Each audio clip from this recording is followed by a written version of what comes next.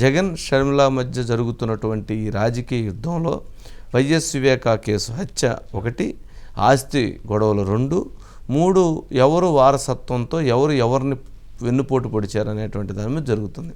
దీనికి సంబంధించి అసలు ఇవాళ సునీత అయితే నన్ను షర్మిలను నరికేస్తావని అడిగింది. ఒకసారి బైట్స్ ప్లే చేయండి. Bytes please. పులివెందుల్లో సింగిల్ ప్లేయర్గా ఉండాలనే వివేకానంద రెడ్డిని హత్య చేశారు. అంటే ఇంకా ఏమైనా హత్యలు చేయడానికి ప్లాన్ ఉందా ఆమెకి?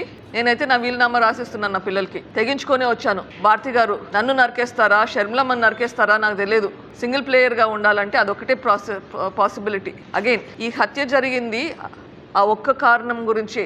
సింగిల్ ప్లేయర్ ఉండాలా అవినాష్ అని చెప్పి వివేకానంద రెడ్డి అవినాష్కి ఎప్పుడైనా ప్రాబ్లం క్రియేట్ చేస్తాడు. వివేకానంద రెడ్డి జగన్మోహన్ రెడ్డిని ఎదిరించి మాట్లాడగలిగే సత్తా ఉంది అన్న భయంతో ఈ హత్య జరిగింది. మళ్ళీ అదే మాట అంటున్నారంటే ఇంకొక ప్లాన్ ఉన్నట్లుగానే ఉంది.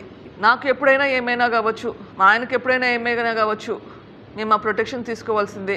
నాకైతే లోకల్ పోలీస్ దగ్గర నుంచి అయితే స్ట్రిక్ట్ ఇన్స్ట్రక్షన్స్ వచ్చింది. నా మూమెంట్స్ అన్ని వాళ్ళు ఖచ్చితంగా ఎప్పుడు ఇన్ఫామ్ చేస్తూ ఉండాలి అని చెప్పేసి సీరియస్గా ఇన్స్ట్రక్షన్స్ ఇచ్చారు. వద్దు అన్నా కానీ లేదు పెట్టుకోవాలి అని చెప్పారు. వాళ్ళకి ఏదైనా ఇంటెలిజెన్స్ ఉంటే మాకు చెప్పండి అంటే దానికైతే ఆన్సర్ చెప్పట్లేదు.